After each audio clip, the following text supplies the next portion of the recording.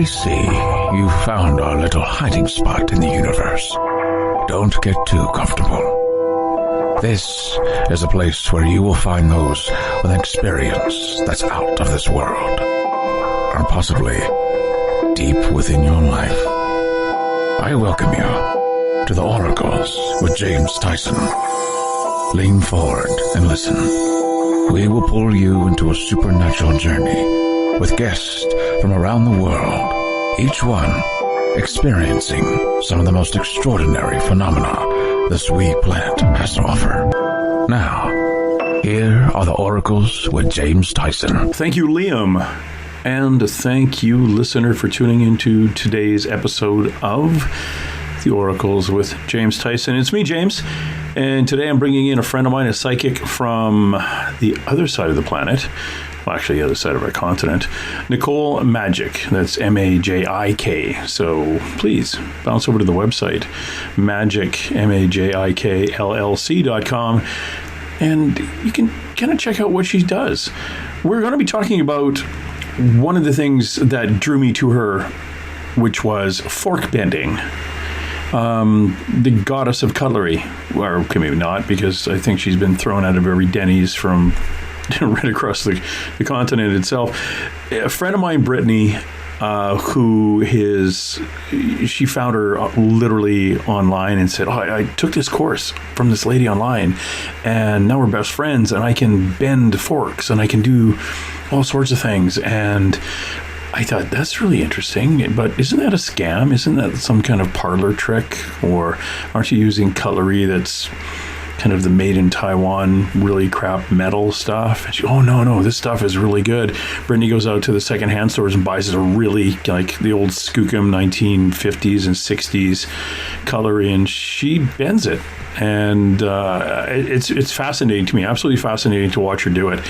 And it's all to do, allegedly, she says, with focus and focusing energy. So I needed Nicole to come on, and we'll talk about that. But once I got her here, we started talking about the quantum field and the torsion field and past life trauma clearing and aura photography, quantum. She's a biochemist. She is a scientist, basically. If you go to the website, you'll learn a little bit more about her. She says that her intuition and divine guidance, as well as her ability to see auras back since she was a small child, allow her to perceive many levels of awareness for a person or situation. Now, as a scientist and a metaphysician, she loves to ignite interest, passion, and curiosity in people, and allowing them to awaken their own true potential and divine purpose. Nicole is a very, very interesting human being. We actually started talking about a near-death experience, and she says, I don't think we have time for this. So she's going to come back. She's a very, very interesting person. She's got a diverse background. It's in biology, chemistry, metaphysics, and finance.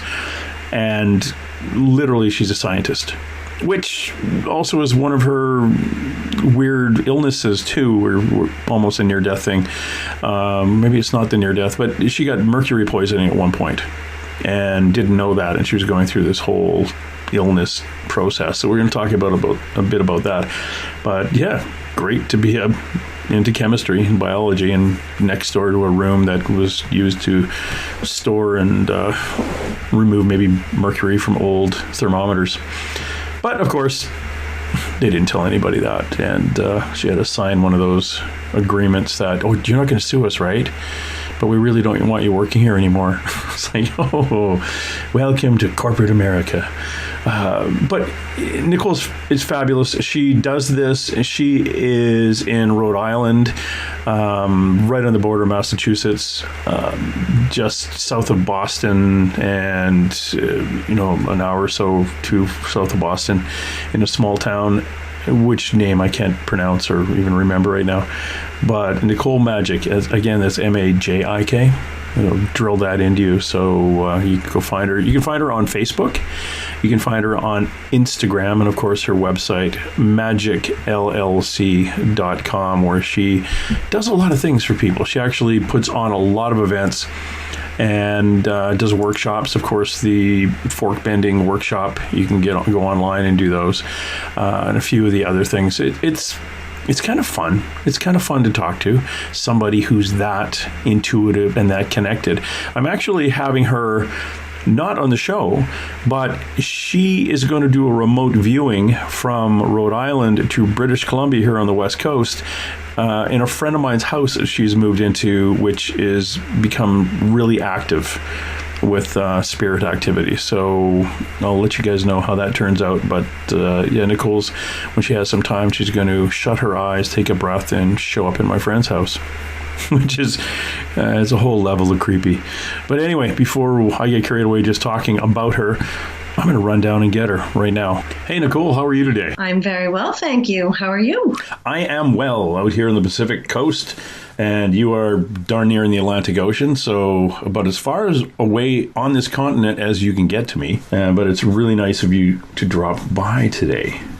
And I know my listener is going to be fascinated with the things you're going to be telling us. It's interesting. You and I were introduced by our friend Brittany, who I've been chatting with for a long time. She lives out in your area. She was all giddy because she started taking the cutlery bending or the fork bending, spoon bending thing from you. But before we get into that, I need to know a little bit about who you are and when this woo-woo stuff all started for you. I love that term, woo-woo, because my background is in science, biology, and chemistry, and I also have a master's in metaphysics, so that woo-woo stuff is kind of funny because I love the science part of it. But who I am a scientist, a chemist by training. I also have a background in finance as well. So I take all these little things and I put them all together to help people. Is there anything specific that you want to know about me? Because there's a lot. So much. Okay, we'll stick with the kind of the spiritual side of you, because I know you're more than just a spoon bender. You are an intuitive. You're psychic. You're a very high vibration empath. When did this kind of percolate to the top? When did you notice this? When I was a child, I was very tapped in, since there were spirits in the home that I was able to see, hear, sense, things that people were afraid of and that typically wasn't afraid of because it was like a daily thing.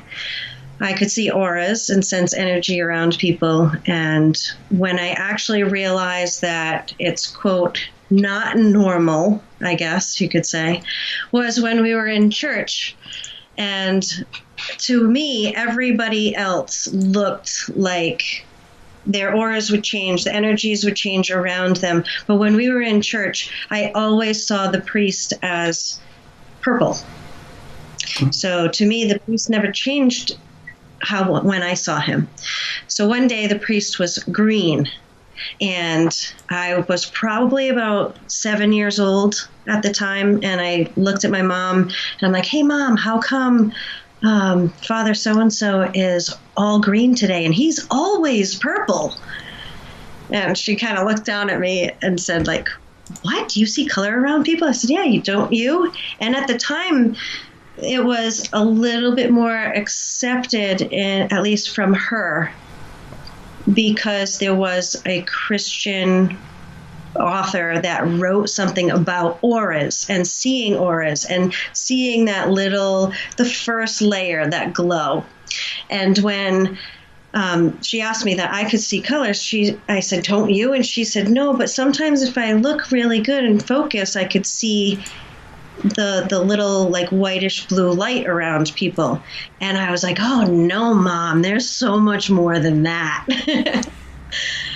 So it kind of instigated her asking a bunch of questions around it, which, opening that can of worms then kind of opened me up for a short period of time.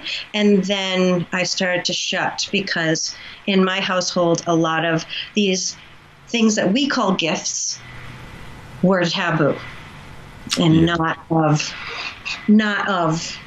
the light in their eyes. So yeah, that happens to a lot of people, where is that tradition and superstition almost want to shut that down because it's perceived not to be something that's good. I think the CIA, even at one time, we used to have a lot of remote viewers, and a new head of the CIA came in, I think it was early 90s, who was very Christian, and when he opened that file up, he said, "We're doing what?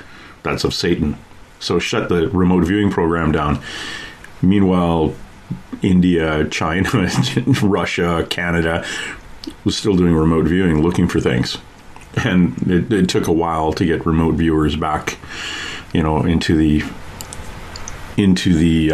approved section of the CIA, and they were doing such a good job. And a friend of mine, a psychic friend, was one of the people that used to do it. She said, "Yeah, this guy came in and said, okay, this is all of Satan. We can't do it." Well, we're actually just training people to do it. It's not like we're tapping into some woo-woo. She was tapping into her woo-woo side because she just naturally did it. But other people were trained. But it was over. He didn't understand it and shut the thing down. So yeah, it can. And in families, a lot of times that is really suppressed. When the one little kid, usually the little girl, is walking around saying, "Well, Grandpa came through yesterday and said this," and "Grandpa's dead." Hold on, that is the devil tricking you. Get away from that kind of thing. And you unfortunately see Grandpa, who is sad, standing at the foot of your bed as something evil when he's really not. I actually have a funny story about that. Okay, tell me your funny story. So I have an older sister and I have a younger sister, so I'm the middle child. Oh my gosh. Yeah, no kidding. When my grandfather passed away, there was in the morning, there was a little bit of a stir, and my older sister came in and she said, "Pepe Joe passed away last night." And I said, "Yeah, I know." And I just continued doing what I was doing. And she couldn't wrap her head around my behavior and my response to that, because she was telling me for the first time I should be shocked or something, right? And she goes, "Well, how do you know?" And I said, "Oh, Sheba told me." And Sheba is my aunt's dog that I was very, very close with my aunt and uncle. I still am. And they're my godparents. They, in my eyes as a little girl, I wanted them to be my parents. And it was so funny when I said, Sheba told me that. Now it sounds ridiculous because a dog told me about my grandfather's death in the night while I was sleeping. When she heard me say that, she just got up and she's like, "Mom, Nikki's lying and making stuff up and all this stuff." And I'm just sitting there saying to myself, well, that's what happened. I mean, the connection is there. It's my mom and my aunt are sisters. My aunt is the one who got the call in the middle of the night. Therefore, the dog was right next to her and telepathically sent me a message. That is interesting. I have never heard the communication from the animal to the human like that. And it was telepathic, so it wasn't like you were in the room with the dog. Right. That is interesting. Do you think, in hindsight, or as you think about that, or as you overthink about that, do you think maybe the grandfather was the one that tapped into the dog, or did the dog actually just hear it? What energy actually pushed it? Or do you communicate with animals? I could clarify that. Have you communicated with animals before? I do a little bit. I communicate with dogs and cats and birds. A little bit. Oh, just a little bit? I don't know. Well, I guess things. Yeah, friends of mine, a snake was in their back, a rattlesnake went in my friend's backyard once, and it basically said, "I'm good, I'm just going to get some water." And she looked at it and went, "Okay, I'll leave you alone." And the snake basically said, "This will be my area here. I'm all good, just don't come into my area." And it was the first time she ran into a deal where a snake was actually talking to her, or any animal was talking to her. So that was a little bit unnerving, but things grew from there. As an animal communicator, are you now a vegetarian? No. No, it's funny. I ask that to every animal. Somebody who can talk to an animal or communicates with animals. I always ask them that. I haven't yet to find a vegetarian or a vegan person that talks to cattle, but no, it's very, very common. Have you ever tried it with anything bigger than a bird and a cat and a dog? No, I guess I just never really thought about it so much. Maybe a horse a little bit. I feel like they're very telepathic, and their eyes show so much. But I did have this. I used to have a pet duck. It was an Indian runner duck when I was a little kid, and I also had this cat. And the cat used to watch over our ducks. My sister had one, and I had one. And when my cat died, the ducks were freaking out. He died of old age under my neighbor's porch, and the ducks were flipping out, and we were trying to figure out why they were flipping out, and my duck kept going like back and forth a little bit, like to me and then away from me and to me and away from me. And I looked at it and I'm like, the ducks want us to follow. And my father and my sister were cracking up like, okay, we've watched too much like Lassie, yeah. Benji maybe or whatever. And I'm like, no, it does. So I started following the duck, and it brought me to the neighbor's house, to their back porch, and there was and right to the cat that was passed away. Wow. Yep. It's like that is fascinating how they know something like that was important to the human, and how to get the human's attention and the human over to the, more likely it's the cat's sick or the cat's doing something. You need to help it because we can't. Right. That's very, very interesting. I know horses, when you mention horses, I know horses are used here, most likely everywhere for this, but for people with post-traumatic stress, the PTSD, where they would, the Canadian soldiers would go to this therapy farm or whatever it is, ranch, and you'd get off and there'd be horses in a paddock, and you walk up and then the horse will pick the person. So one of the horses will come over to the new person, and that is your horse. It's not like I'm going to pick the gray or that one or the chestnut over there. It's you stand there, and eventually a horse will just come over. And not eventually being hours, it'll be in minutes. That horse will come over to you. And that horse is yours, and you look after that horse through the time you're there and through recovery or treatment for the PTSD. But they're very, very connected and wanting to help. So, yeah, horses are fascinating, absolutely fascinating energy. Yeah, they are. Cool. And now that we're talking about this, like all these things are coming up in my memory of all these different times. The neighbor used to have a ton of cats growing up, and then we had a couple of cats, and so a lot of birds.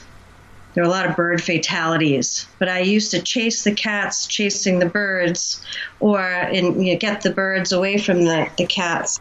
And I try to nurse them back to health, and some of them were just too far gone, but I always tried to tend to those. So I think that's where my bird connection came to.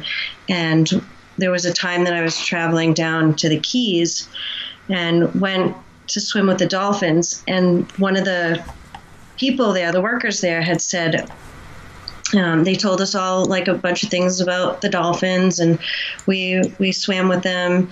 And then something really cool happened where the mother dolphin allowed the baby dolphin to come right up to me. And they said they don't allow that. Like, they don't do that. The mother does not let the babies go up to the humans. That it just doesn't happen. And so I was special that day and got visited by the little baby dolphin who came right up to me and then, said hi and then swam away. That is cool.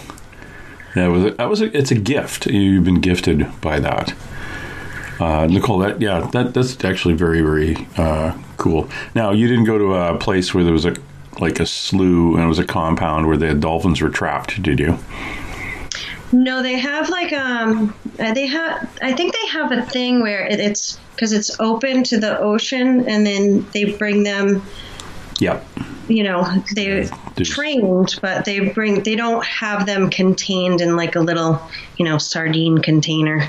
Good. My ex had we were in Cuba, and she said, "Oh, look, we can go swimming with the dolphins," and it was like a big dugout that they brought the dolphins in, dropped them in, and it was like, okay, tourists, come swim with the dolphin. It's like, it's not really the same as the poor dolphins like swimming up to you saying, please let me out of here. Right. Yeah, it was pretty sad. But I have been to places like that where, swimming with the dolphins was a little more organic as opposed to you're in a concrete pool somewhere and you're flipping some guy $20 to go do it. It's a little more natural, and especially if they have a baby. So obviously they're happy and not overly stressed in there to reproduce and do that. We have wild porpoise on the west coast here, and my mother was swimming at one of the local beaches in Vancouver when she was younger, and a bunch of porpoise popped up beside her. She nearly pooped herself, she said, but because like a shark. No, hold on, those are. And they're fascinating. I love being around big mammals in the water. Down in Newport Beach, you go swimming, and these little minke whales. They'll push the feed in towards the beach, and they'll come in and feed on little small fish. And of course, you're body surfing between the beach and the whales as they come in. And there are times where I was actually further out than the whales were. I look back at the shore and then find out there's all these things moving with great big dorsal fins in front of me, and he had that kind of, oh, what is it? Okay, it's just the whales. It's okay. But it's fascinating. I love that energy to be around them, and they're just totally ignoring us because they're just like, oh, you guys are in the way again. We're trying to get these fish. Get out of the way. This woo-woo side of you, the psychic side, the intuitive side of you, as you got older, when did you actually start embracing it and using your powers for good and not evil? That's a great question. And start developing all the little other modalities that you have, because I know we've talked about, because I'm dealing with a person, actually two people on a property out here in British Columbia in a haunted house, and we've talked about remote viewing and things like that, or your astral traveling. Or when did all that start being not overly taboo for you personally, and you could experiment with that? You could okay, I'm not going to tell you about the person walking through the wall at the neighbor's house. I'm going to go to my room and just going to deal with this by myself. But how old were you when that started, you kind of grasping that? I don't think, to me, it was never taboo. I couldn't understand why other people couldn't see what I saw, or couldn't understand that it's not bad or taboo or whatever of the devil, because I've heard that plenty of times. And so when I was really little kids like to play little games, and I used to telekinetically, I would take a piece of hair from somebody and make it stand straight up while they're talking, and just it would make me entertained, and if somebody else saw it, it was even more entertaining to see what their thing was. Or if I used to play with my friends and say, I'm gonna take a piece of my dad's hair and I'm gonna make it stick straight up when you're talking to him. And I would do it, and they would just start laughing, and I'd be laughing, and he doesn't know what's going on. He's pushing his hair down, and because obviously maybe he felt it, or maybe he was just self-conscious because we're looking up there and laughing. But I used to do that stuff, so I always was about keeping myself entertained and having fun with whatever. And when I got a little bit older, the whole astral travel started kicking in. I didn't know what was happening to me. So, and because I couldn't talk about it, I learned that I couldn't really inquire and delve deeper into these things through members of my family because they just didn't understand. So I acknowledge that they didn't understand enough to be open enough, and that they, feared what they didn't understand, and they would just stayed in that space. For me, I've always been inquisitive and wanting to know more. So I just tried to get whatever means that I could to understand. I ended up having this astral travel happening to me just whenever. So when I was falling asleep or whatever, I used to call it the tornado because it felt like when the vibration starts, I'd feel the vibration all the way through my body, and it would feel like this tornado was moving through me, and then I would get sucked out like a tornado sucking me out of my body or whatever. And I'd hear that sound in my ears, that whirring sound, and feel the vibration, and then feel that spinning out. And then I could just go wherever. So I did a lot of exploring. This is funny, and I've never actually said this in on podcast or air or any other media that I've been on, where when I would travel out, I used to play with another person while I was out as a child. I'd fly around and I would stay between us and the candy store by the street. And then later on in my life, I found out that my ex-husband, when we were married, we were having a conversation. I was talking about this. I think I was talking about it with one of my kids, just kind of saying, this used to happen to me. And he's like, wait a minute, that was you? So we used to meet up and play in the etherics.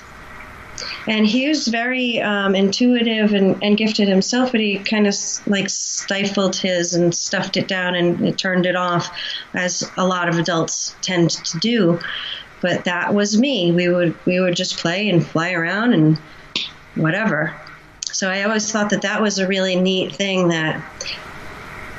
interesting that we had been together in the astral realm playing as children and then met up as teens and adults.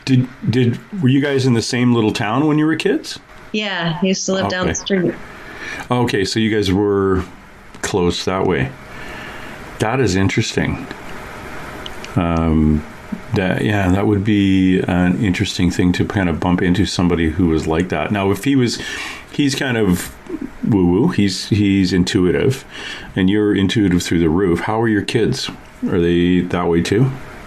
They are. Glow in the dark, kind of. It's funny that you say that, because you can actually see, glowing in the dark. You can. Yeah. One thing that freaked me out a little bit, freaked me out in a, that's really interesting way, is when I go to sleep, I don't know if it probably was about 10 or maybe a little over 10 years ago that I was laying down and I was going to sleep, and I realized, I asked myself, are my eyes open or closed? I had to touch my eyes because I thought my eyes were open. I could see everything through my eyelids. Yes. So, I've done that. That's a crazy feeling. It's cool. It's crazy at the moment that you realize, oh my God, what is going on right now?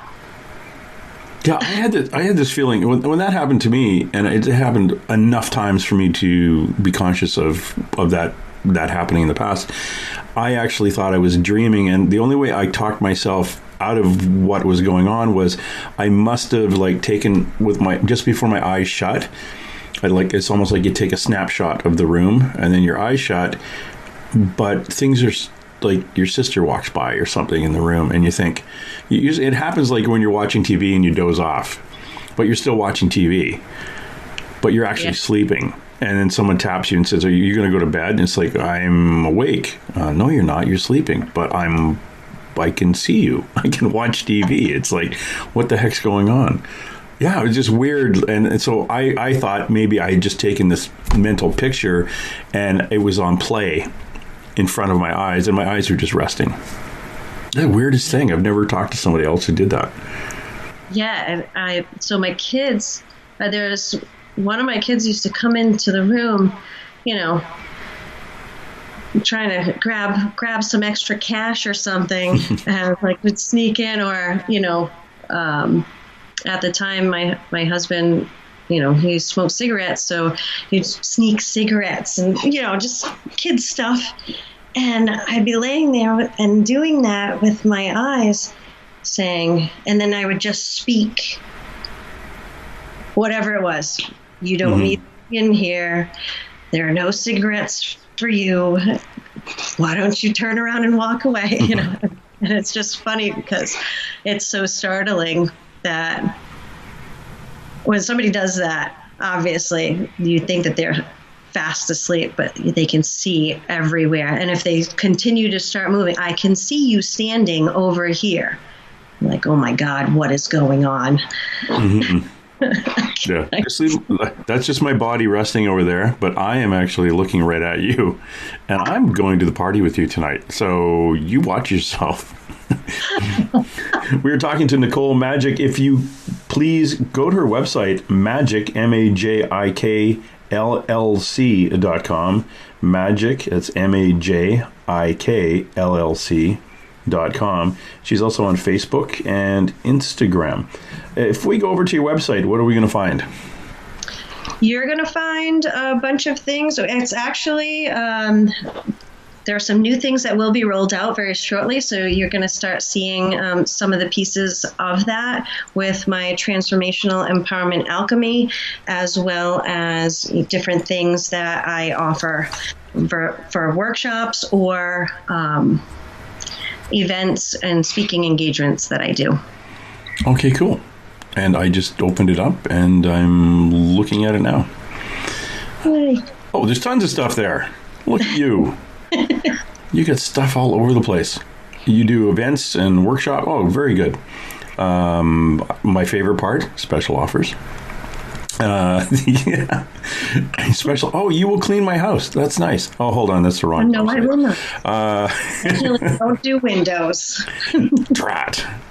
Yeah, I wouldn't want you. I was going to say I wouldn't want you looking at through my window anyway. But I thought, well, you don't need that. You can just basically show up and do it anyway. That's very, very cool. Nicole, which part of the world are you in right now? I am in Rhode Island. Rhode Island?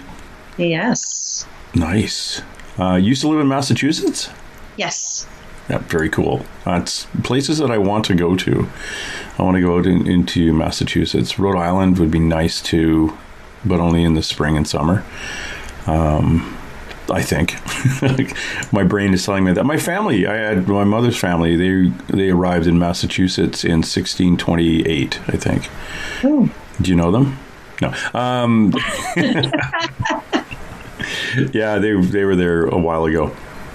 That's it. That's the discussion I get with some of my American friends who say, "Yeah, we're true Americans. Our family got here in 1850." And I'm, really, I'm Canadian, and my family got to the United States in 1628. Yes. What's a transformation alchemist? What does that mean? I work with people to be able to align with their true self and really bring that out so that they can follow whatever it is that's in their passion and purpose in life easily. So it's, there can be changing mindset, giving tools on how to position yourself, whether it's in your career or whatever you're doing in life. I also go through a bunch of different things with communication and relationships, as well as money and manifestation. So I kind of take everything, because what people tend to do is they focus on the one thing that they think that needs change, and they focus on that one thing until, okay, I'm in a good space. Or they hit the brick wall because they get brought back again. And I describe it as more like when you're putting a new wheel on the car, you have to tighten those lug nuts a little bit at a time and keep going in a rotation. So if you're able to keep in check, instead of moving linearly forward and back and forward and back and forward and back, you are moving more in a circular pattern to keep everything in alignment and keep the flow and moving forward all of the time versus hitting the wall to wherever the weakest link is happening and pulling you right back to that space. So that's why it feels like you make all this progress and then you come back and now you're only really 2 steps forward when you felt like you should have been 15. I've noticed a couple of your other things that you are doing. You do aura photography. Yes. What is that? So that's really cool, where I can use a special camera that captures your energy pattern on film, and then I do a reading that goes with that. Because I've seen auras all my life, I'm able to show you using the picture. The picture's for you, it's not for me. I can just sit there and read, but it's really nice to have this tactile piece of evidence, if you will, or something to look back on to remind you of what our conversation was. And also, when you get them done over time, you can see how the energies move through your person. And people often ask, I'll take care of the 2 questions. Can your aura change? And is my aura going to be black? Your aura is not black. There is something called the stress red that kind of takes over, but you still have a base auric pattern that may be shadowed underneath it. But one of the pieces is we all have a base auric pattern. So that's our energy fingerprint, right? It can change over time as you do like this transformational work. If you have an aura and you want to be more in alignment with who you are, you can align to your true energy pattern and create that pattern instead of what's manifesting in your life. Your aura also responds to emotional stimuli. So the external stimuli that are around you will have an effect on your aura, so it can change it away from the pattern that it normally would be if you were in complete alignment. So there's like this little dance that happens with the energies around you and within you. And that's why doing some of the mindset work or the transformational work really brings in the tools that equip you to stay in your zone and stay in alignment with the energy that you would normally be exuding at that space versus the energy of something external coming in and then just kind of shifting the way that you're acting and behaving because of it.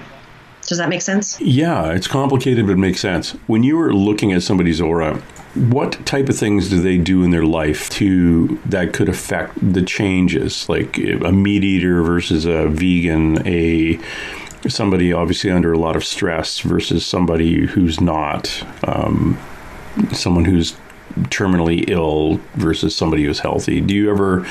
Have you kind of felt or feel that you have an understanding of the changes when you look at somebody?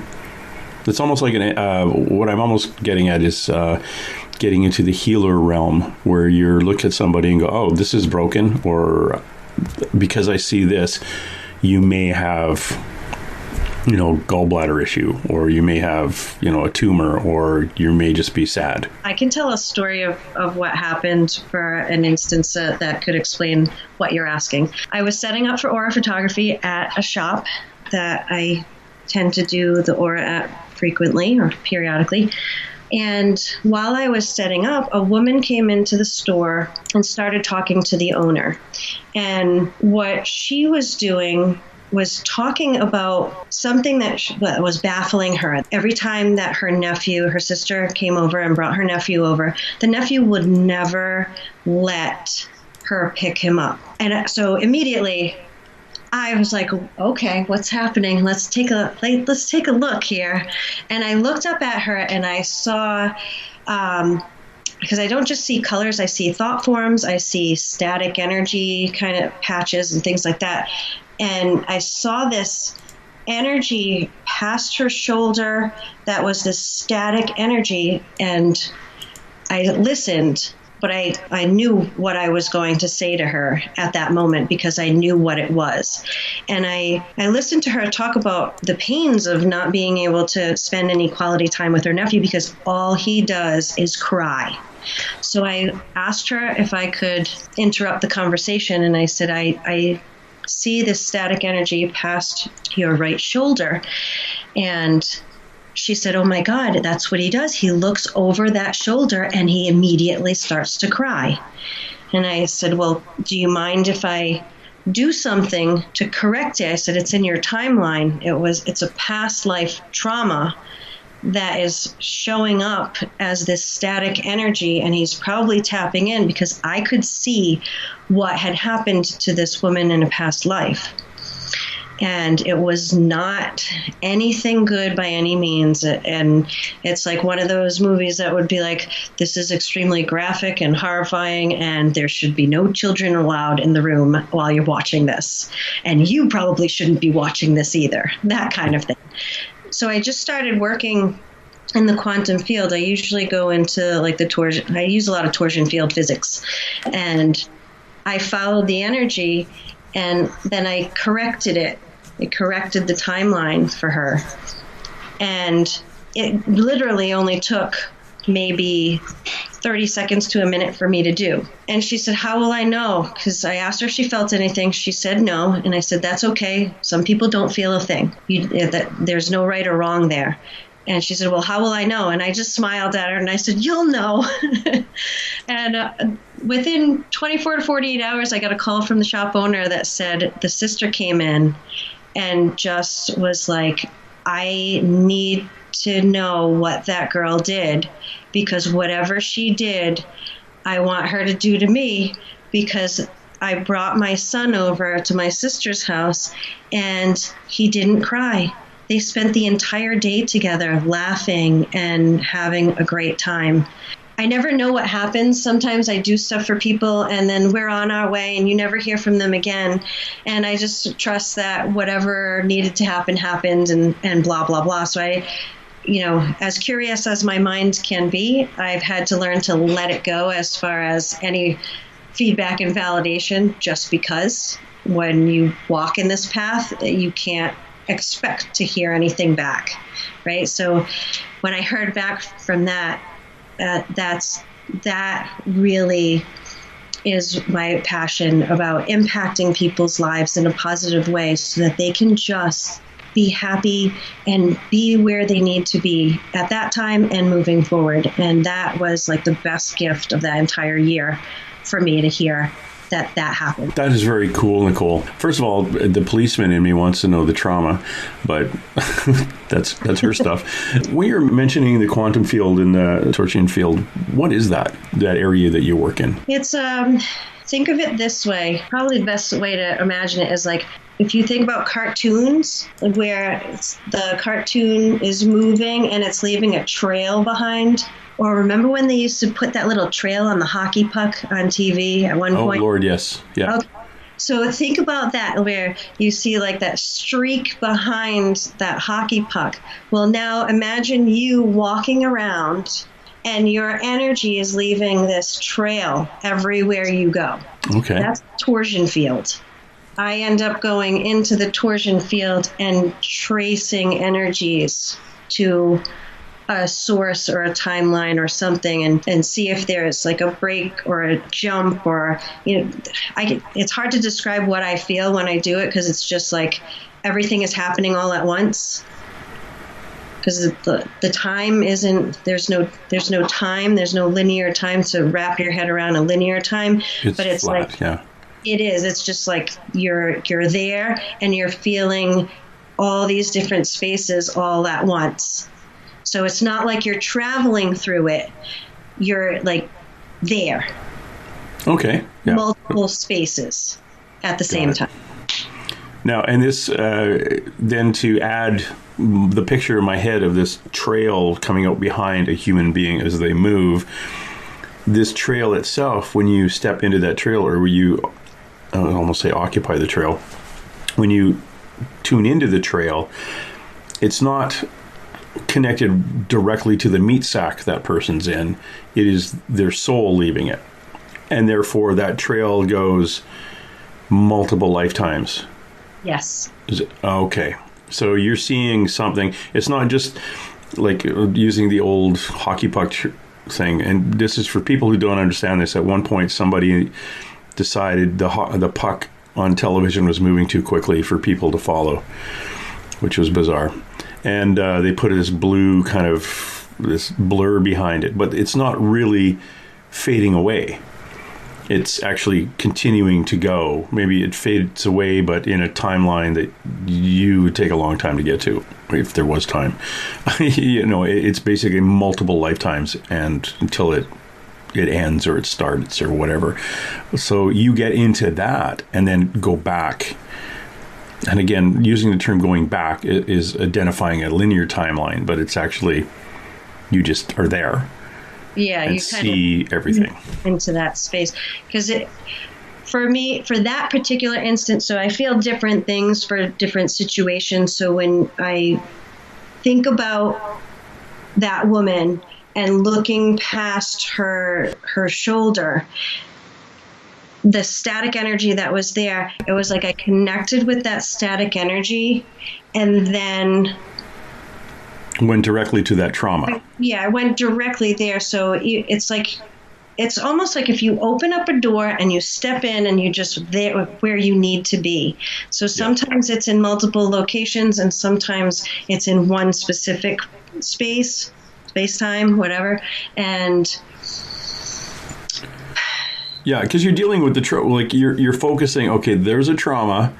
That's where I'm going, and that's where basically we'll call it the universe takes you to that location. So you totally ignore everything that's in between. Yes. Because it's irrelevant.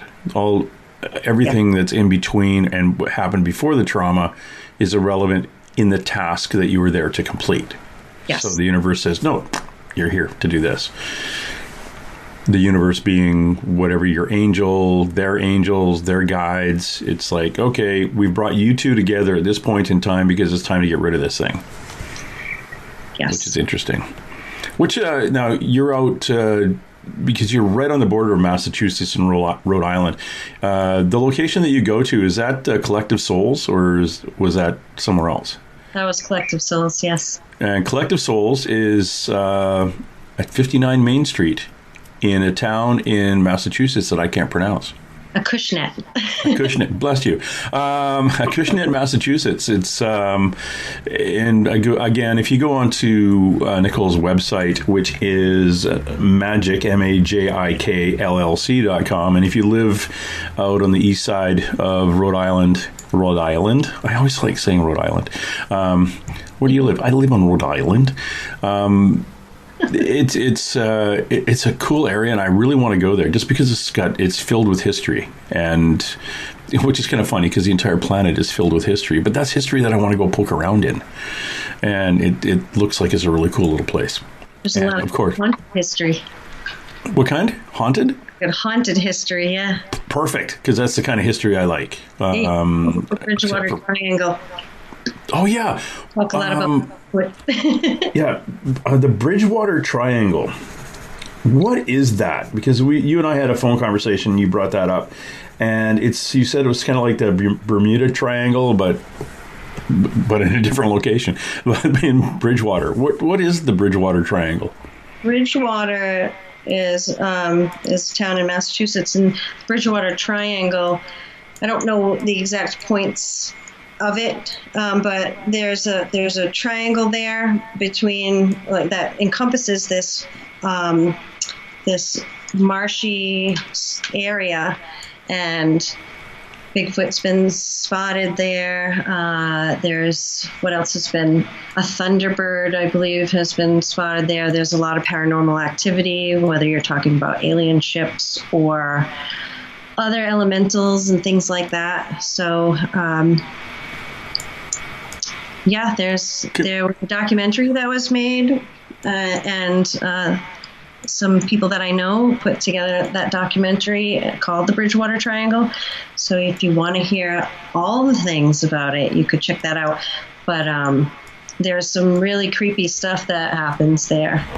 I guess there's a lot of that in Rhode Island and Massachusetts. And I think Rhode Island has some really neat, creepy places. Okay. And Bridgewater is in Rhode Island or in Massachusetts? Massachusetts. Okay, cool. Is it south of Boston, that area? Yes, it's southeast of Boston. Southeast. Hold on, isn't Boston on the coast? It's a port. Yeah, but Massachusetts kind of extends down around part of Rhode Island. Okay, so the by kind of, is it south of Plymouth? Like Miles Standish State Forest area? Yes. Okay. So if you look at... Yeah, because there's a whole marshy area in that area. Yeah, just that there's a whole bunch of wildlife refuges and stuff, and it is all marshy in there. So that would be a great place to go hide if you were something encrypted. There's not going to be a lot of people trekking through there. I guess there might be, but the mosquitoes would push a lot of them out. But interesting area. It's a swamp called Hockomock Swamp. Yeah. See, yeah, and that would keep me out because I don't do swamps well. I don't do swamps in Louisiana because everything there bites you. Everything bites you and then wraps around you and squeezes the life out of you, or just eats you completely. It's like any park in Australia. It will kill you. It's like there's every bug there will take an eye out, poison you, kill you, and then something will eat you. These places are wonderful to read about, but to go trekking around barefoot, I don't think I would do that. It'd be kind of fun. But yeah, see, those are the things that part of the world I'm fascinated by. Yes, I got family history there, but it's not like I got family history from like hanging out there with my grandmother. Family history that goes back hundreds and hundreds of years, but yeah, it's not something I can go back and say, oh yeah, that's where Granny lived. It's just fascinatingly old, that whole, anything from the Salem witch trials to like all the whole New World contact with the First Nations people, and in the architecture, it's a wonderful place. And when you have haunted history, it just adds so much to it. And because you're close to the water, dead people can draw on that energy to become a little more active and a little more visible. So there's that too. And then you got this Bridgewater Triangle thing. So yeah, it's a good paranormal tourist destination. And when you are down there, drop into Collective Souls and hook up with Nicole. Nicole, we wanted to talk, or I wanted to get not back into because we haven't touched on it really, but the fork bending thing. Now you have classes about every second Saturday, is it? I have classes. Usually people ask me for it, and then I just start setting them up. But I do have different ones that were set up at different locations before this whole COVID thing. So I've been doing them online, which I had one already. And that was actually a result from our mutual friend, Britt, where she was asking me for it because she took a class of mine at Collective Souls. And then so she was asking about the fork bending. And I put it together online, and we had a bunch of fun. I have a 100% success rate for all live participants, and I love that because each individual class has its own dynamic and has its own lessons that are learned within there that are so powerful and moving. So I have them when they're needed or when they're booked at different places. So I do have one that is coming up. We had one last month, and we've got one coming up on June 28th. That is very cool. And again, for those of you who are interested in that, go to her website, Majik, MAJIK, LLC.com.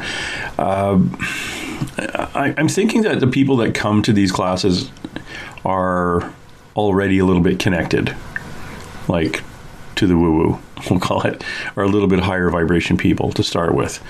And now you get a room of them together. I could see how each class has an individual, creates its own vibration, its own, the makeup of all these people coming together in one spot. Even online, I found that if you get 6 or 7 people that don't know each other, but they're all, have that ability or have some intuitive background, it's really, really interesting, the whole dynamic of a conversation when you have all them together. Now, that's online. You put them all together in a room and you're going to start focusing energy. We're going to get into the focusing part.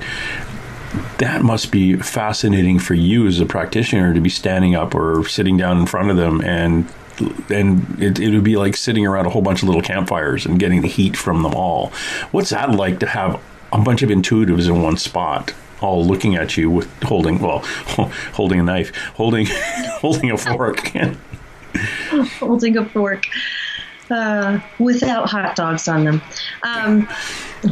the little campfires. Well, what that is like is it's pretty darn powerful, because it's.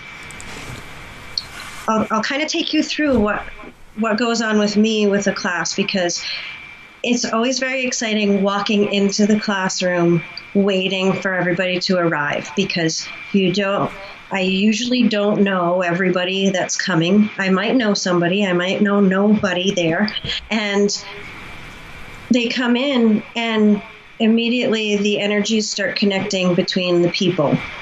And then as we get into the class, there's always this little shift that occurs because of the perception or expectations coming into the class, right?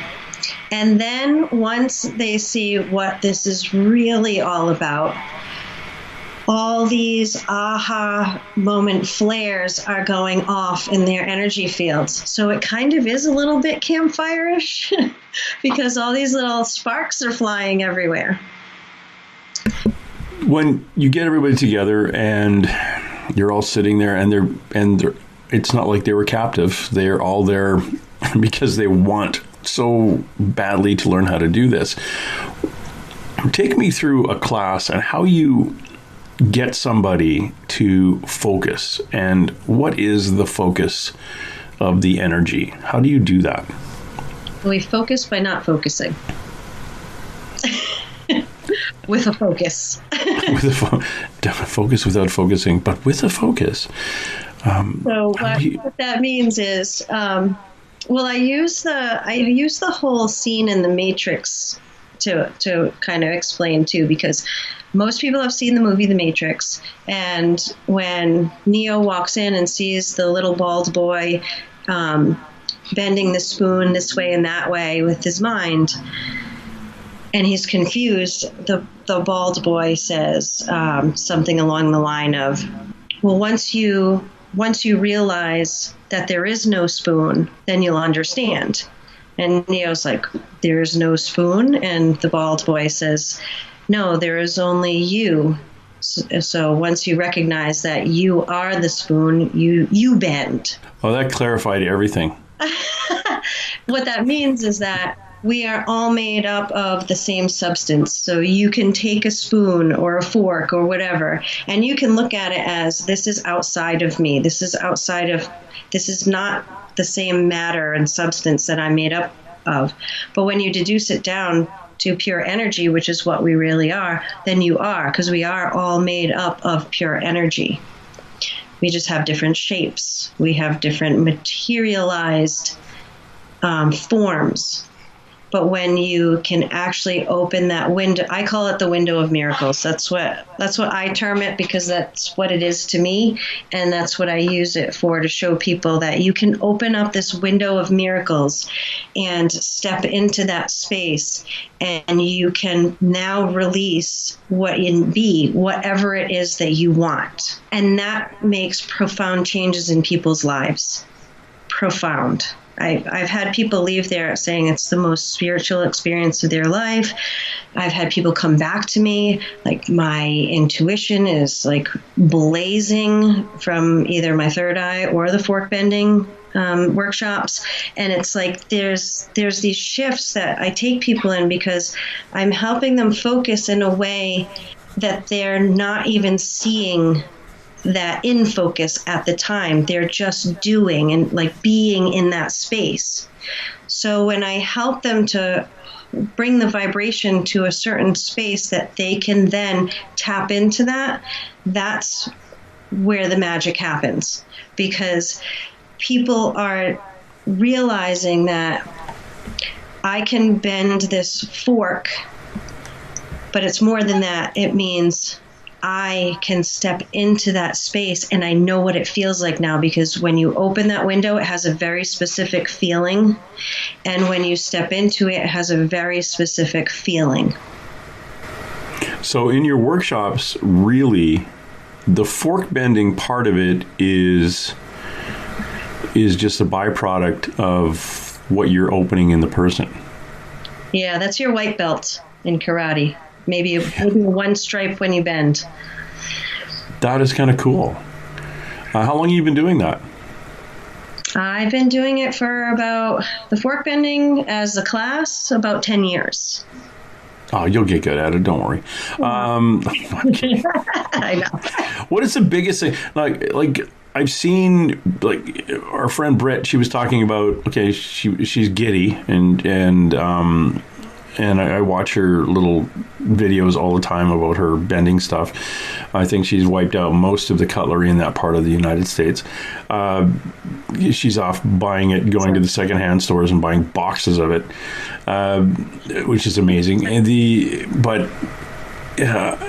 to see the forks bend, I've always, before I talked to Brittany about this and watched her do it, I just thought it was like rubbing, like some people will rub the spoon at a certain place and then bend it. So I thought, well, it's just the heat of the friction heating up the metal and making it softer, or it's not really that hard to bend a spoon anyway. But when people actually grab, chunk of cutlery out of your drawer and try to bend it and twist it like you guys do these things, it's a lot harder than looking at you taking your index finger on the tines of a fork, just spreading them like petals on a flower. It's not that easy, but what I'm wondering is, what is the thickest metal you've ever done? I do weird things. No, really? Things where I actually use that technique to do different things. For example, I actually have a metal cup that has been in the family for a long time. It's silver, but it's thick, and it was starting to get like a little bit warped from just being used. So I was using that actually just the other day. I didn't realize I was doing it. I was reforming the cup to round instead of like oval of what it was taking this form on. But I don't pay attention much to it. And now that you say that, I do different things. Like if I'm using something, you can bend pipes with it. If you usually, more than one person focusing on something is going to be helpful if it's really, really thick, but you can do that. You can bend things that you, quote, normally shouldn't be able to bend. So I use really high-grade cutlery in my classes to prove the point of you're going to be able to bend this, and when you get this thing in and you try to bend it, I had my friend Monica, who runs the Revelation Project. She was taking my class, the fork bending class, and she had asked me to give a little intro into one of her Facebook groups. And what ended up happening is she's like, I'm sitting here right now with the forks for your class, and these are freaking impossible to bend. And I just laughed. And I said, yeah, okay. Yeah. And as soon as I said certain words that clicked with her on how to understand what happens, tune totally changed, and she was like, oh my God, I just bent the fork that you sent. And I'm like, oh, the one that was impossible to bend? I'm like, congratulations, this is awesome. And it's seeing that moment where somebody is going from this is impossible to I just did it. And that right there just shows everything that your reality and your belief system is what holds you in whatever little box space or whatever vast expansion of space. It's all up to you right here in your mind. That's fascinating. I'm just imagining like 10 guys focusing on the bars of their cell in jail. Okay, if we all concentrate really hard, we should be able to get out of here. Yeah. Luckily, we don't have jails like that anymore. They're all just metal doors. I think Brittany was talking about wanting to bend a bar, like a metal bar or something, and work her way up to that. Does it depend on the individual, or can absolutely anybody do this? I firmly believe that absolutely everybody can do this. Everybody. Because we all have the capability to do that. It's just a matter of being able to tap into that window, and then obviously not just do it for a workshop and then forget it. You're supposed to take that information away, and once you access the window, you will never forget how it feels. So once you're able to kind of like stretch that window open longer and longer and longer, that's where everything begins. Is there's so much stuff that you can work through with that. I do want to mention one thing, because you did mention that whole rubbing the fork or spoon. People use spoons. I do want to make a very big distinction between real fork bending and a magic trick spoon bending. Okay. Because if you watch the people that do the little rub the neck of the spoon, and then it usually goes down straight to the side, that typically is one that's already broken completely, and is just being held together and rubbed and allowed to fall. Yeah. Because if you notice, when they're doing the trick, usually they have another actual bent one behind them in a pocket, whatever. So they'll take that one away and they'll bring out one that's bent. So then they'll give that to you. If you watch myself or any of the participants in the class or Britt do the spoon bending or fork bending, we're doing it right there. Yeah. You see everything. There's no hidden part. There's no hidden part anywhere. So that, just be careful of that, because there's a magic trick and there's the real thing. Yeah. And the sleight of hand or the illusion, because I actually saw a video. I think Britt pointed me in the direction of a video of a guy doing the rubbing thing, and the head of the spoon flopped down to the side, and he kind of just threw it on the ground, raised, it's like, look what I did, and walked away. I was thinking, and automatically I think, yeah, it's a scam. You're not actually bending the spoon. It's something different. What is it? If I was sitting with you on your workshop and I have my cutlery with me, and when you say you get people to focus without focusing or concentrate without concentrating, is there a bit of a meditation involved in that? Is there shut your eyes and breathe, or how do you, what is the method of doing it? How do you do that? Or do I have to take the bloody workshop? The next one. You should come. Okay. There are several different techniques that I show. And depending on the group, I'm also watching the energies, and sometimes I'll see people opening up the window, and I'm just sitting there in my mind screaming at them like, bend the thing, bend it, right? Because I see it and I get excited.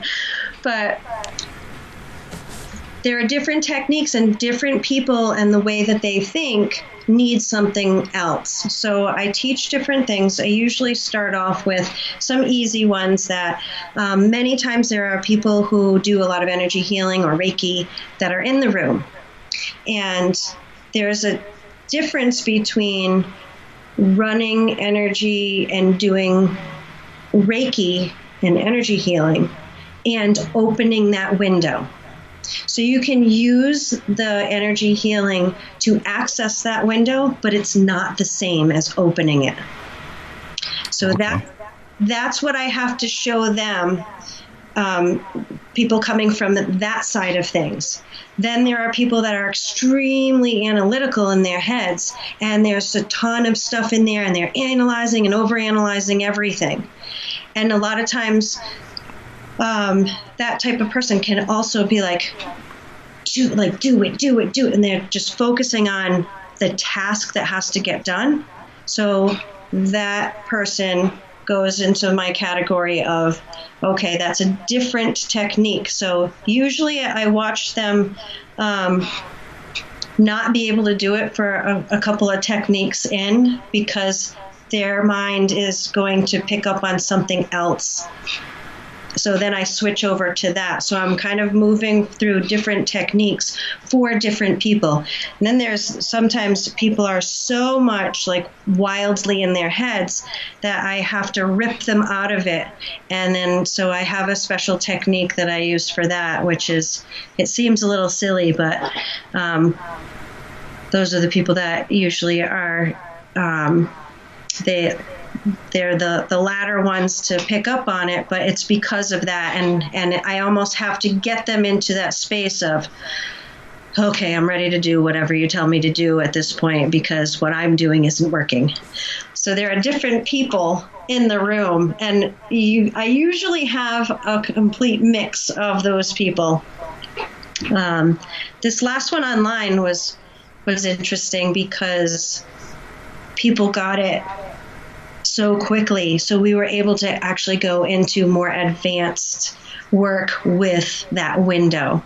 So that was really a cool thing. Yeah, that is fascinating. I want to do it now. I want to go out and try to bend some cutlery. I still have no idea how. But in the U.S., I send out forks. It's part of. So if you walk into a room and I'm teaching you live in person, I usually have the forks displayed, and then you're choosing your forks. What I do with the online is I have a registration deadline in order for me to get the forks out, or you can choose to supply your own forks, and then that doesn't have to happen, and it's a slightly different price. But BYOF.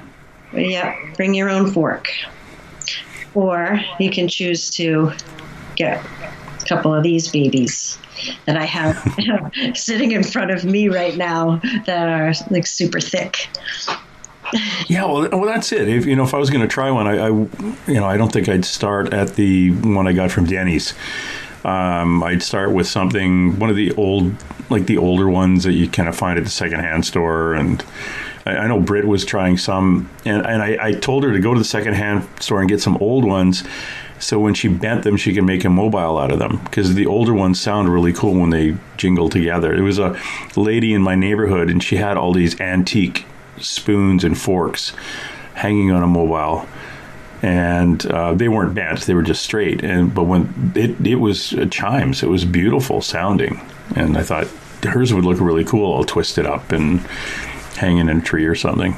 Yeah, And I saw some of what she was doing, and they look awesome. I think she's going to have like a little. I think she's going to have some good things to sell. And the other thing too is, I know when she started doing this, she started posting her videos. Of course, you get a whole whack of the skeptics, which is actually hurtful because they don't understand that it's not like fork bending isn't something that a person would do coming out and saying, hey, this is what I do. And it's really cool. And I want you to get a hold of Nicole Majic and take her course, or look what I've just learned how to do. I'm so excited about doing this. Like, you don't do that if it's a scam. It's like, it's not like, hey, look at me, look what I can do. Oh no, it's a fake. Well, no, hold on. I'm not actually coming out and wanting to do this just to trick you, because I don't need that energy in my life, frankly. And it was really sad that she was getting dumped on by so many people. But I guess you've run into that too, where skeptics are actually a little bit, well, in any of the things that you do, any of the woo-woo stuff, you're going to have skeptics coming up and kind of jumping in to what you do and calling you a liar or a heretic or all those other bizarre things that people tell each other. Demonic. Yeah. I'm trying to remember, what was it? And before we go off the air, I'm going to find Britt's fork bending Instagram, and I'll tell people about it because it's kind of funny. Iridescent Magic. Which one? It's her Iridescent Magic. Iridescent Magic. Oh, that's right. How would I? Her Iridescent Magic. Yeah, look her up. Follow her. Yeah, awesome. Iridescent Magic on Instagram. That's Brittany, and she's a lot of fun. She's adorable, and she bends things. And I remember now Iridescent Magic because I couldn't spell the word iridescent. So it was like my dyslexia looked at it and said, "No, you can't spell this. Move on." Yeah, try to find a link somewhere else. You're not going to search Iridescent Magic. What's your Instagram? Nicole Majic or just Magic? Nicole_Majic with Majik.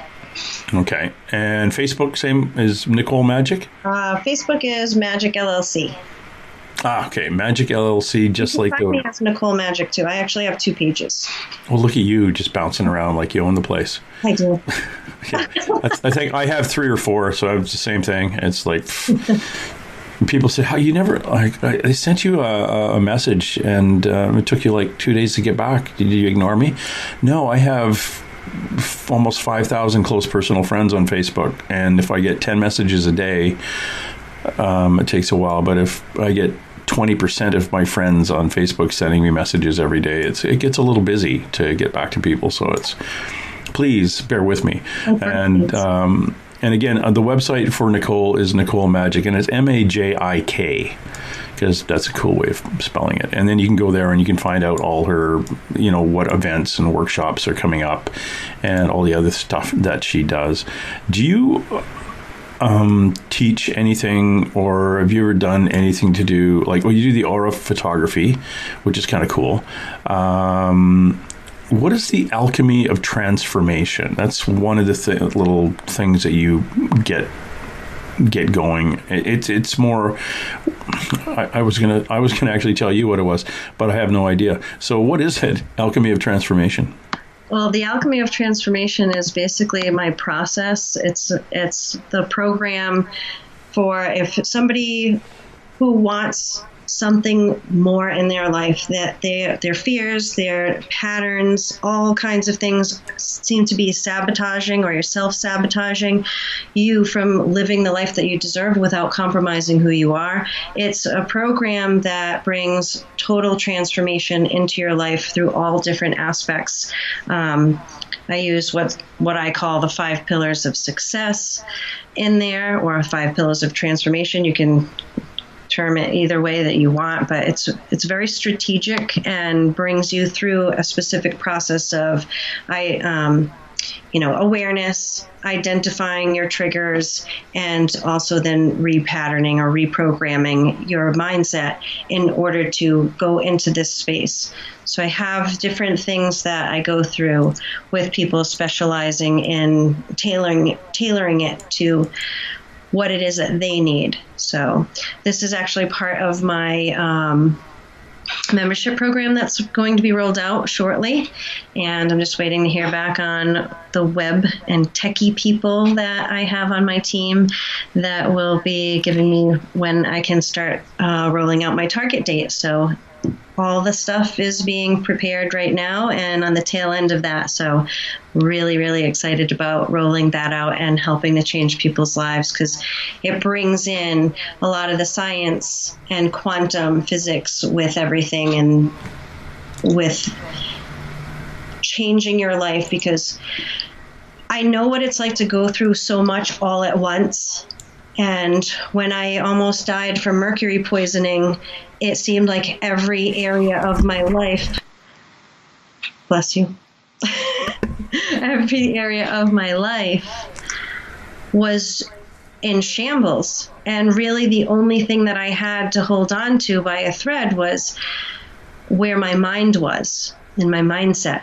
And even though I had lost a lot of memory from the mercury poisoning, it was my mindset that said, okay, well, you have to keep trucking on here, because if you don't hang on there for your kids, you're going to die.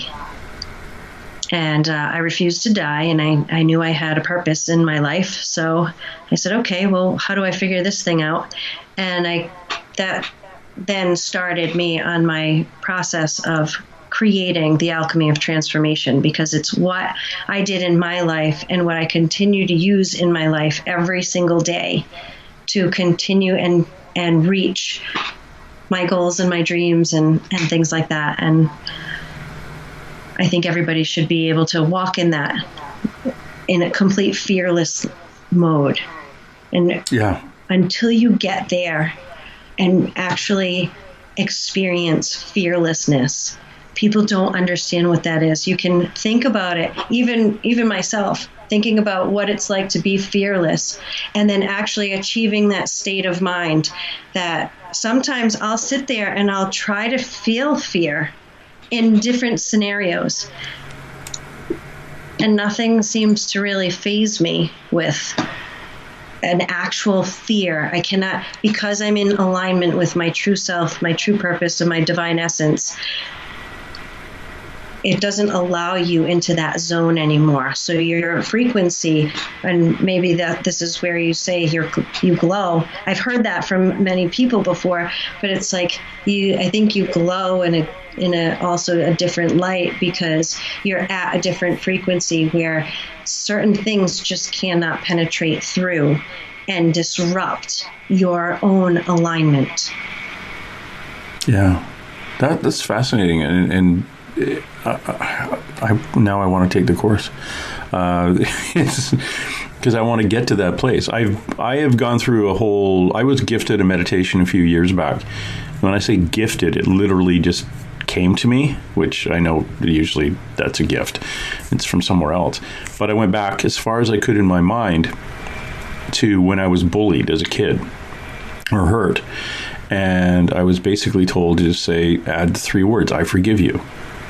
And then move on to the next incident and all the way up to the guy who cut me off in traffic that day, and just add the 3 words. And when I say the I forgive you, I'm not dwelling on the incident itself or overthinking it, and I'm not putting a lot of weight on the words.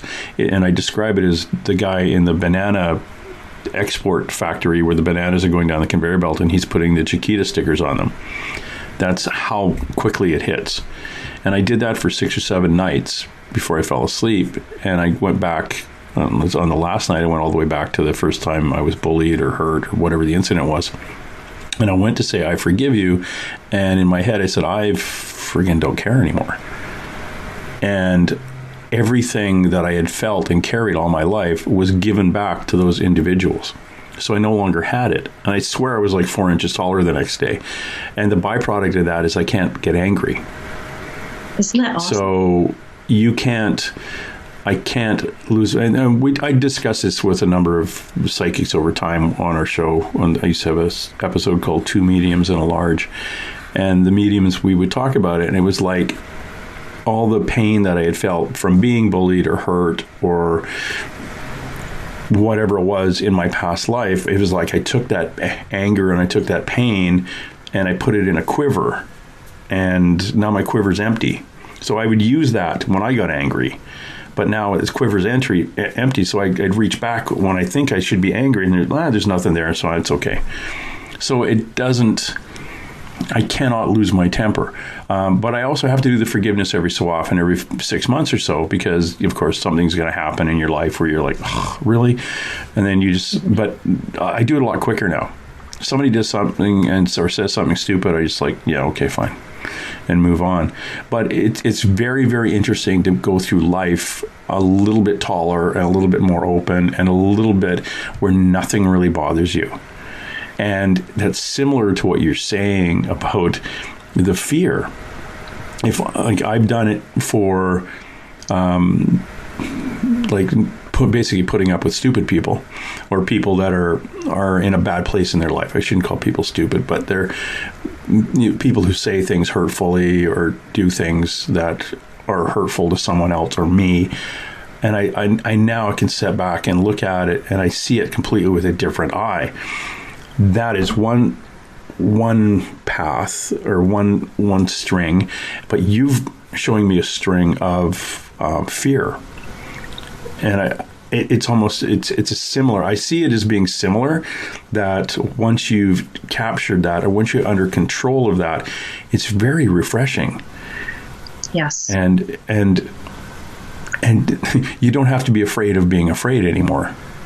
Right. But you still have to be cautious about, don't stick your hand down that hole. Absolutely. It's not fear. It's a conscious understanding that things could hurt you. So is that a fear, or is that just a conscious reality and a smart way of thinking of protecting yourself? It's not a fear. It's just consciously understanding. And fear is a base instinct. Fear is, as a policeman, I've been around dead human beings. The smell of a dead body reacts. There's something primal in our way back in our mind, in our monkey mind, that when you smell that smell of a dead body around a corner, it's telling you do not go around the corner. And the reason it is like, hey, one of your species got killed there. So are you going to go? Maybe you're going to get killed. So there's this hesitation. And once you've smelled the smell of a dead body, you'll always know that is a dead human being. When you ever smell that smell again, you walk into a house and go, oh yeah, the person's dead. You just automatically know it. And it's just a weird odor. So it's primal. And so is fear. Fear is that primal thing because it's a self-survival mechanism. But to understand that sensation is something that you can control, that it's an indicator as opposed to it's something that takes over your entire body, like absolutely scared, like terrified. If you understand it's just the indicator and go, okay, there's something I should pay attention to. That is a really cool thing, Nicole. I want to go there.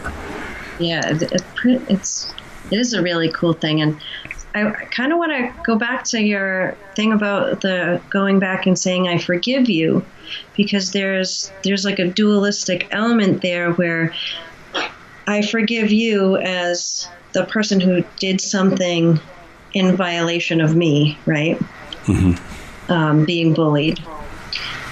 And then there's also that I forgive you talking to yourself. Oh. For being in a position to allowing that to happen, right? Because wherever space that you were in, whether it was a conscious decision to not do anything, not say anything, not do something, it doesn't mean that it was wrong. And a lot of times as we grow, we think, well, I should have done something, or I should have said this, or I should have. And whatever happened, happened. But you can also forgive yourself for being in that space, allowing, if you will, allowing for that to happen, because it's just an experience that you had, a lesson, and something that can develop into something positive, no matter how crappy it can be, right? Yeah. Because I've always told people when I do readings, and I'll see something around people, and I'll say, look, the easiest way for me to say it is, you're pulling a wagon full of shit behind you.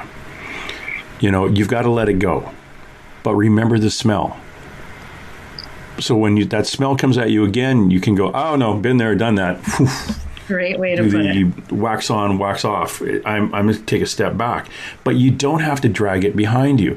Take the lesson from the challenge, from the incident. Take the lesson with you, but do not drag the incident with you in life. And a lot of time it's a relationship issue. A lot of time it's to do with a narcissistic partner. It's somebody who's, I'd say most of the time it's relationship. And all the bad relationships are in this wagon. Just let them go. Forgive, which will make you forget. But the lesson learned from each of those, you take that with you. You put it in a little manila envelope, stick it under your arm.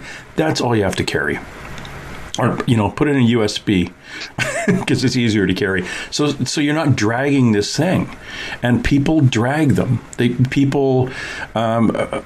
one of the best lines, and I always use this, and I bastardized the line, but there was an Italian team in a movie called The Gumball Rally years ago, and they were in the Ferrari. And they jump into the Ferrari. They were in this race from LA to New York. And the driver, the first thing he does, he says, the first rule of Italian racing. And the passenger looks at him as what? And he rips the rearview mirror off. And he says something similar to, what's behind us no longer matters. That's how we should go through life. Absolutely. Take the lesson, but you don't need to keep worrying about what just happened and what's behind you. People looking back there. You don't have to be in that space. You don't have to, put yourself there because you're not there anymore. You're somewhere else that can create something new. But yes, take the lesson from it. Yeah. Always forward. Always forward. Just keep moving. Just keep swimming. Yeah. It's fascinating. The things that we can do. I find it really hard to forgive myself. I can forgive everybody else. I still will have a day where something will trigger a memory where I may have done something. I may have bullied somebody. I may have said something inappropriate that hurt somebody's feelings 25 years ago. And something will trigger me, and I will get mad at myself at that instant. I'll just go, swear under my breath, or I've actually said things out loud, and people looked at me and said, what? I go, yeah, I'm just thinking about something. But I can't. It's easy, I find, to forgive someone else. I'm the one I'm more critical of. It's me. Forgiving myself is the hardest part. Yeah. People say, oh, you can forgive yourself easier than anyone else. Like, no, I can't. Because I'm a jerk. Yeah, because there's that, we have patterns and beliefs and epigenetics and things like that that form who we are, how we behave. But it doesn't necessarily mean that defines who we are always.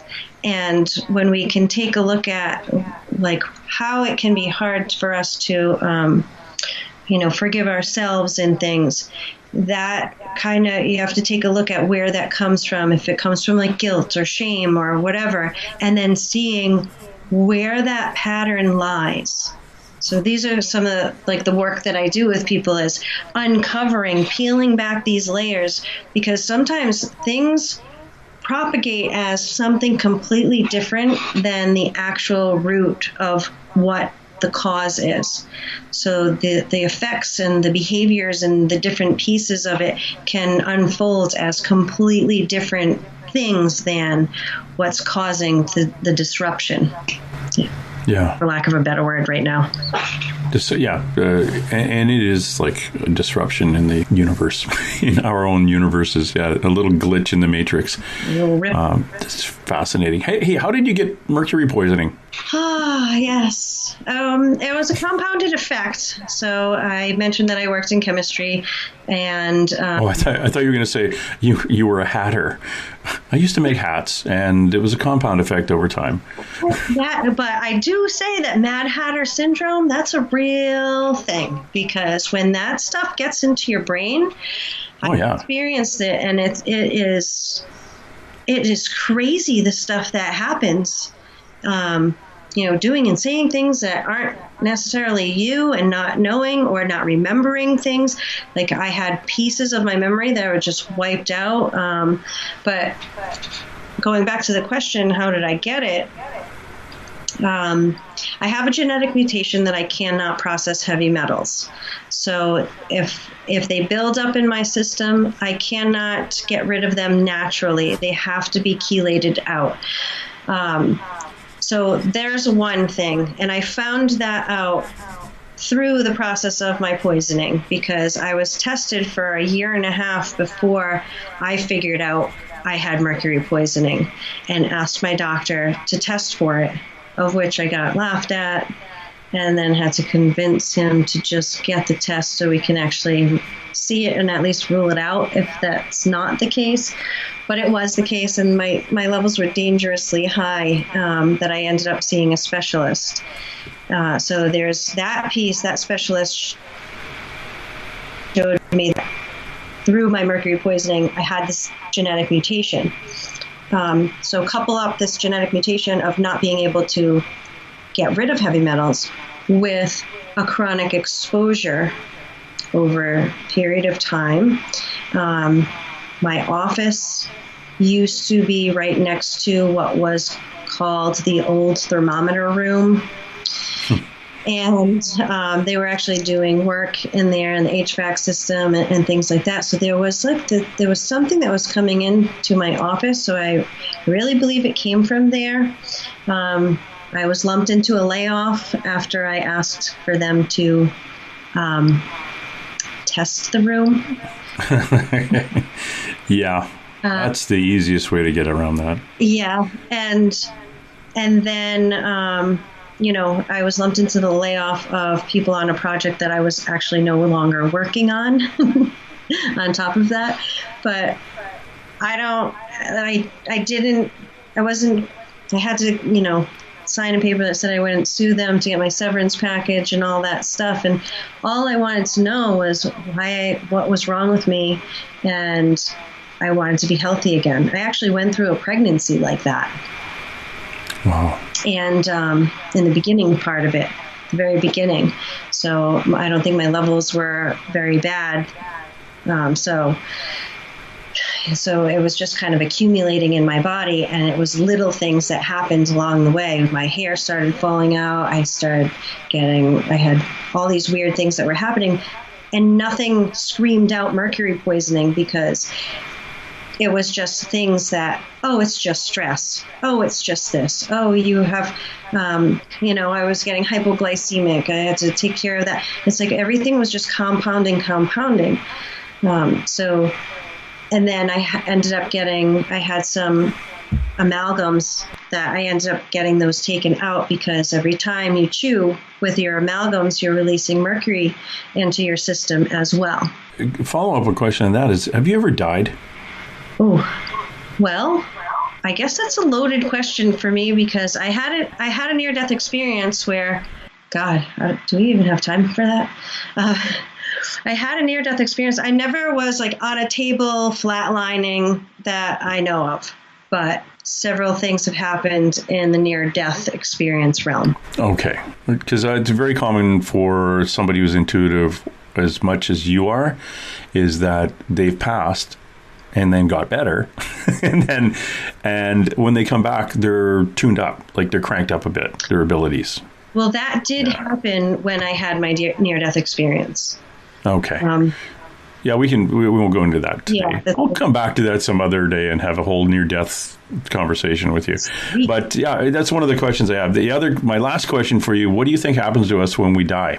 I personally think that it can be several different things based on what your belief is, because you hear about different people's experiences. And when I had my near-death experience, everything kind of went into this tunnel, like everything went dark and then a tunnel effect. And I think that it kind of depends on what's actually happening in your life, what you believe. But I think as a general sense, we go back to the source, and depending on what we've learned in that lifetime, we can take things to the table of, did you learn lessons? Did you try to better yourself? Are you doing things to, accelerate and grow? Or are you just, out there being a con man, right? Doing nasty things to people. I think there's a different path for what happens next, because I kind of feel like we go back to the source, and then depending on what you learn and how you've grown or not grown determines the agreement that you make when you come back. Okay. That's a good way of putting it. And the energies are always being recycled. Yeah. We're always there. We always exist. It's my new tattoo that I got in Sturgis last year. It says, no end. So there is no end. We just keep on swimming. That's right. Yeah. Nicole Majic, again, please go to her website, Majik LLC. It's MAJIK. LLC.com. Find her on Facebook, Nicole Majik, Nicole _Magic. That's Instagram, Nicole _Magic, MAJIK, and on Facebook, her Majik LLC, and also Nicole Majik on Facebook. Thank you, Nicole, for showing up. Thank you for having me, James. It's wonderful, and we are going to talk about a remote viewing on a haunted house after we go off the air. So don't run away really quick, and I won't keep you that long. But again, thank you very much. I really appreciate you dropping by, and we'll do this again. Okay. Thank you so much. This is great. Watching you while you sleep all alone. All right, that's it. Let's roll. And hey. Let's be careful out there.